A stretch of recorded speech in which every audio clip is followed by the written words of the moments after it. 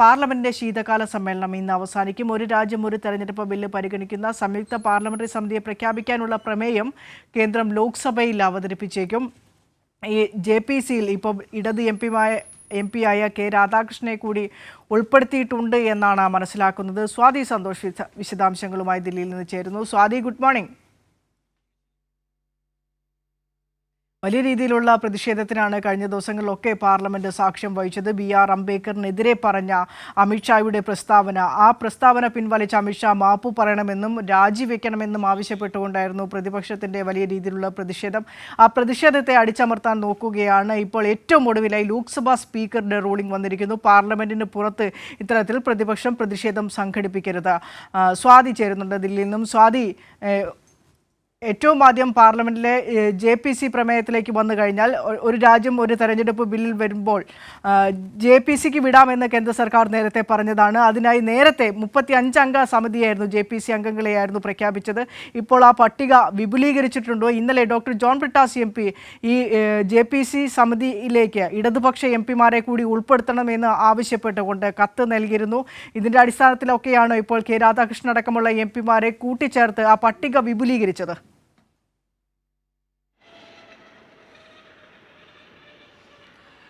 തീർച്ചയായും വിനിഷ, കഴിഞ്ഞ ദിവസം ഇതുപോലെ വിനിഷ സൂചിപ്പിച്ച പോലെ തന്നെ ഡോക്ടർ ജോൺ ബ്രിട്ടാസ് MP അടക്കം ഈ വിഷയം ചൂണ്ടിക്കാണിച്ചുകൊണ്ട് കത്ത് നൽകിയിരുന്നു. JPCയിൽ ഇടത് MPമാരെ ഉൾപ്പെടുത്തണമെന്ന ആവശ്യം അറിയിച്ചിരുന്നു. അതിൻ്റെ ഭാഗമായി തന്നെയാണ് ഇപ്പോൾ JPCയുടെ ലിസ്റ്റ് വിപുലീകരിച്ചതായുള്ള വാർത്തകളാണ് പുറത്തു വന്നിട്ടുള്ളത്. ലോക്സഭയിൽ കെ രാധാകൃഷ്ണൻ MPയെ കൂടി ഈ JPCയിൽ ഉൾപ്പെടുത്തിയിട്ടുണ്ട്. അപ്പോൾ മൊത്തം ലോക്സഭയിൽ നിന്ന് 27 അംഗങ്ങളും രാജ്യസഭയിൽ നിന്ന് 12 അംഗങ്ങളുമാണ് ഉൾപ്പെടുന്നത്. മൊത്തം 39 അംഗങ്ങൾ അടങ്ങുന്ന JPC ആണ് ഇപ്പോൾ പ്രഖ്യാപിച്ചിട്ടുള്ളതെന്നാണ് മനസ്സിലാക്കാൻ വേണ്ടി സാധിക്കുന്നത്. എന്തായാലും ഈ ഒരു രാജ്യം ഒരു തെരഞ്ഞെടുപ്പുമായി ബന്ധപ്പെട്ട വലിയ ചർച്ചകൾ പോകുന്നു. അതിൻ്റെ പ്രമേയവുമായി ബന്ധപ്പെട്ട ഇന്ന് പാർലമെന്റിൽ വരാൻ വേണ്ടി പോകുന്ന സാഹചര്യമുണ്ട്. അതോടൊപ്പം തന്നെ വിനിഷ നേരത്തെ സൂചിപ്പിച്ച പോലെ ഇപ്പോൾ പാർലമെന്റുമായി ബന്ധപ്പെട്ട് വരുമ്പോൾ ഏറ്റവും പ്രധാനപ്പെട്ട വാർത്ത എന്ന് പറയുന്നത് ഈ അംബേദ്കറിനെതിരായിട്ടുള്ള അമിത്ഷായുടെ പരാമർശം തന്നെയാണ്. അതിൽ വലിയ പ്രതിഷേധം ഉണ്ടാകുന്നു. ഇന്നലെയും പ്രതിഷേധം പാർലമെന്റിൽ ഉയർന്ന സാഹചര്യം. പാർലമെന്റിന് മുന്നിൽ ഇപ്പോൾ പ്രതിഷേധിക്കാൻ പാടില്ല എന്ന് ലോക്സഭാ സ്പീക്കർ ഉത്തരവിടുന്ന സാഹചര്യമുണ്ട്.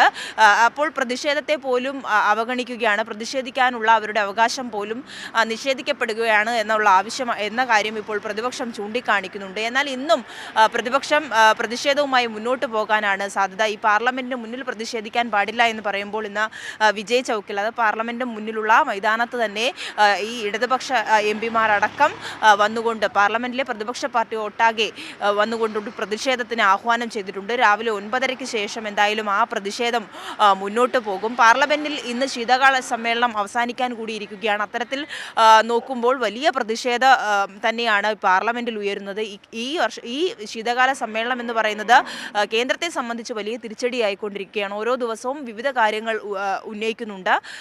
തുടക്കം മണിപ്പൂരും സംഭലും ഒക്കെയും വിഷയമായി വന്നപ്പോൾ പിന്നെ അദാനി വിഷയം വന്നു. അതിന് പിന്നാലെയാണ് ഒരു രാജ്യം ഒരു തെരഞ്ഞെടുപ്പ് ബില്ല് സംബന്ധിച്ച ഒരു ബില്ല് അവതരിപ്പിക്കുക. അതിന് പിന്നാലെ അതിൽ വിമർശനം ഉണ്ടാവുകയും പ്രതിഷേധങ്ങൾ രൂപപ്പെടുകയും ചെയ്യുന്ന സാഹചര്യം.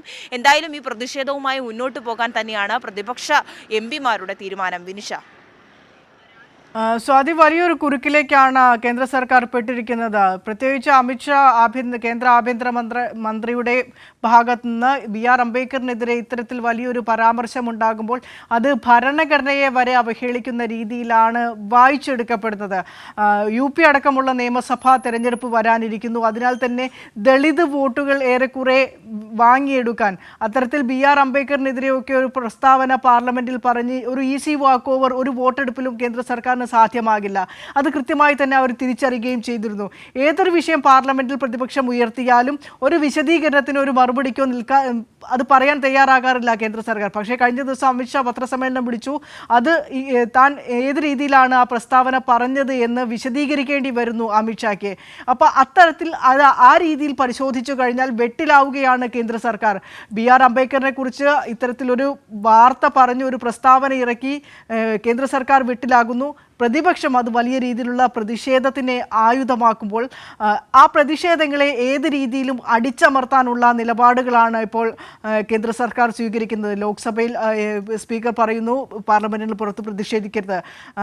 കേന്ദ്ര പ്രതിപക്ഷ നേതാവ് രാഹുൽ ഗാന്ധിക്കെതിരെ FIR ഇട്ട് കേസ് രജിസ്റ്റർ ചെയ്തിരിക്കുന്നു. ഇനി ചോദ്യം ചെയ്യാനടക്കം രാഹുൽ ഗാന്ധിയെ വിളിപ്പിക്കുമോ ഒക്കെയുള്ള കാര്യങ്ങൾ നിയമ നടപടികളുമായിട്ട് മുന്നോട്ട് പോകട്ടെ. വലിയ രീതിയിലുള്ള പ്രതിഷേധത്തെ അടിച്ചമർത്താനുള്ള നീക്കങ്ങൾ കൂടിയാകുന്നുണ്ട് കേന്ദ്ര സർക്കാരിന്റെ ഈ നിലപാട്.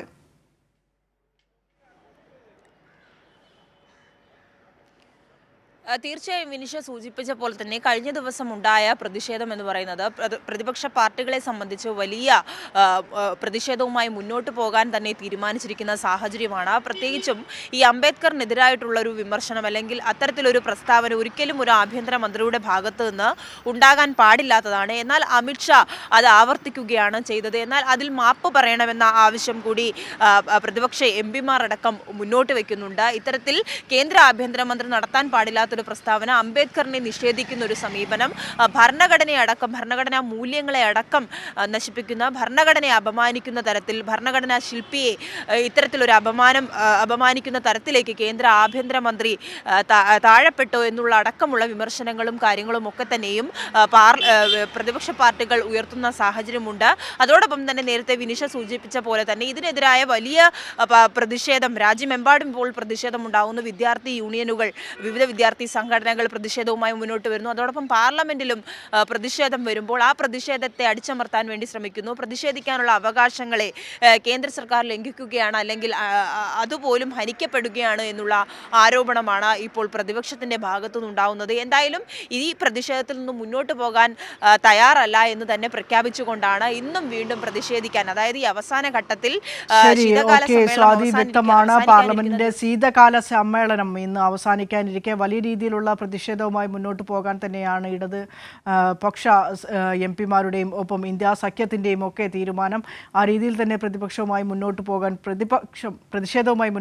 പ്രതിപക്ഷം ശ്രമിക്കുമ്പോൾ ഈ പ്രതിപക്ഷ പ്രതിഷേധത്തെ ഏത് രീതിയിലൊക്കെ അടിച്ചമർത്താൻ പറ്റുമോ, അതില്ലാതെയാക്കാൻ പറ്റുമോ എന്ന നീക്കങ്ങളാണ് കേന്ദ്ര സർക്കാരിൻ്റെ ഭാഗത്തുണ്ടാകുന്നത്. ഇതിൻ്റെ അടിസ്ഥാനത്തിലാണ് രാഹുൽ ഗാന്ധിക്കെതിരെ കേസ് വരുന്നതും ഇപ്പോൾ ലോക്സഭാ സ്പീക്കറുടെ ഭാഗത്തുനിന്ന് പാർലമെന്റിന് പുറത്ത് പ്രതിഷേധിക്കരുത് എന്ന തരത്തിൽ ഒരു നിർദ്ദേശമൊക്കെ മുന്നോട്ട് വരുന്നത്. ഏതായാലും ശീതകാല സമ്മേളനം ഇന്ന് അവസാനിപ്പിക്കാൻ പോകുന്നു. ദുരന്ത നിവാരണ ബില്ല് രാജ്യസഭയിൽ അവതരിപ്പിക്കാൻ പോവുകയാണ്. അപ്പോൾ ഏതൊക്കെ രീതിയിലാണ് ഇന്നത്തെ പാർലമെൻറ്റ് സമ്മേളിക്കുക എന്ന് വരും മണിക്കൂറുകളിൽ തന്നെ നമുക്കറിയാം. 11 മണിയോടുകൂടി പാർലമെൻറ്റ് സമ്മേളിക്കും. സ്വാതിയാണ് വിശദാംശങ്ങൾ പങ്കുവച്ചത്.